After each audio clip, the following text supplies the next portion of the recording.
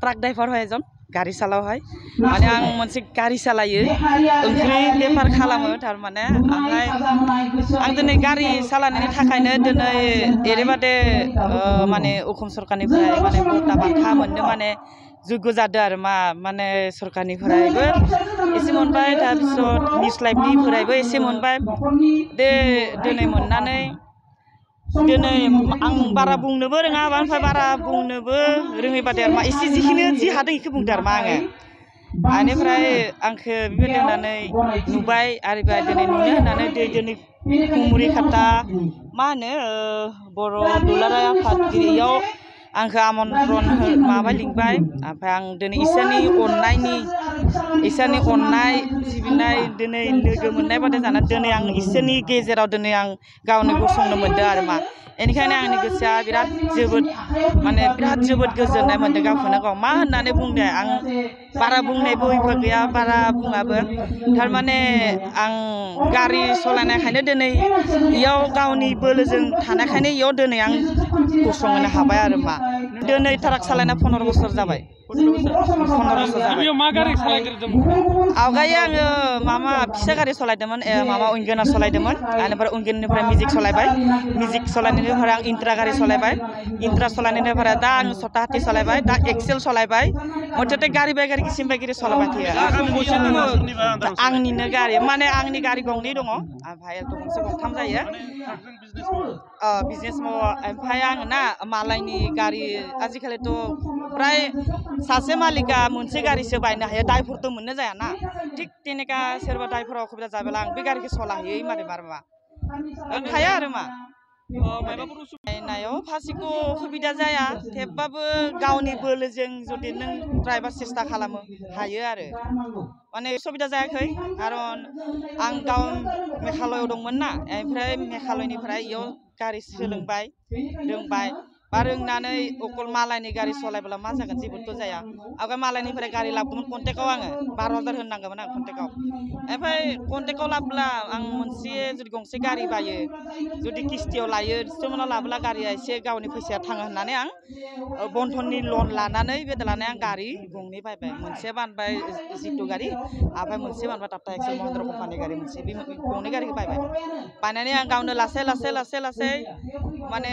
माने बिजनेसबो मावबाय ओंख्रि दखानबो मावो गारिबो सालायो बेबायदिनो दिनै गावनि बिजनेसखौ मावनानै दिनै आं गावनि गथ' गथाय फोरोंहोबाय आंनि बाबु सासे नानि सानै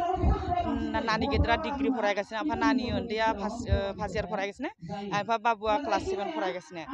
दा जों साब्रै आरो न'फोरा दा बेबायदिनो गारि सालायनानै आं न'खरखौ गावनो बेंथेना दं आरो गामिनिफ्रायबो बाधा जायो खिन्थु बाधा होनब्ला आंखौ गामिनि मानसियाथ' रावबो नायगोन नामा सोरबा सहाय खालामगोन नामा खालामा थिग बिदियाव किसुमान गावनि हौवाया बा न'नि मानसिया किसुमान बाधा होनो नाङा बा किसुमान खोथाफोरखौ बा हेंथा होननानै होनो नाङा बा आं जुदि सोरनिबा खाथियाव जुदि थाइसे फैसा जों बिनो थाङो मा होनगोन नोंनि आखाइ आथिं मोजां दं नों मानो मालायनाव फैसा बिदो होदों थिग तेनेका मालायनाव बहुत गावनो बुंजादों बा गावनो मालायजों होखारजादों बा बेमार जाब्ला आरि जाब्ला सोरनावबा फैसा थार नागिरना थां खिन्थु मोना खिन्थु जेब्ला नों गाव खस्थ' खालामनानै बा माबानानै जुदि नों फैसा खामायनानै माबाला बे फैसाया गावनि जा माबायाव बाहायनो हायो आरो ओमफ्राय थिग मालायनाव फैसा नागिरनो थांब्ला मा होनो नोंनि हा बेसेबां दं बन्दक लाखिगोन सना बाना मा दं बेफोरखौ बि लाखिबेदसो नायो खिन्थु गाव जुदि देहा खस्थ' खालामनानै फैसा खामायनायाव मानसि मानो हाया खिन्थु आंनि फिसाइनिफ्रायबो बाथा फैदों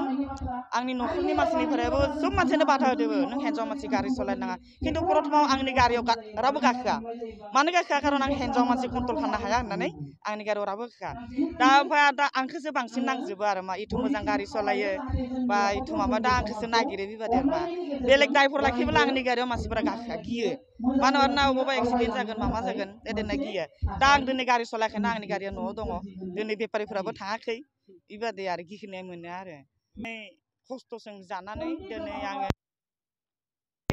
बाइक सालायनो मोजां मोनग्राफोरनि थाखाय गोजोनथाव खौरां मार्च दाननि 22-23 आरो 24 अक्ट' सानथामनि थाखाय दावहारु अट' एजेन्सिया नोंथांनो लाबोगासिनो मेगालन काम एक्सचेन्ज मेला बे मेगालन काम एक्सचेन्ज मेलाखौ क'क्राझार बड'लेण्ड गेस्ट हाउसनि साखाथियावनो खुंफुंगोन।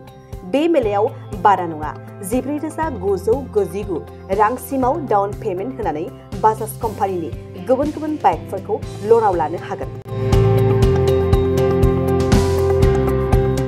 एक्सचेन्ज खालामग्राफोरनि थाखाय एक्सचेन्ज ब'नासबो थागोन। बाइक सालायनायाव हमनो थाखाय बाइगिरिया बेसेन लायालासे हेलमेटबो मोनगोन।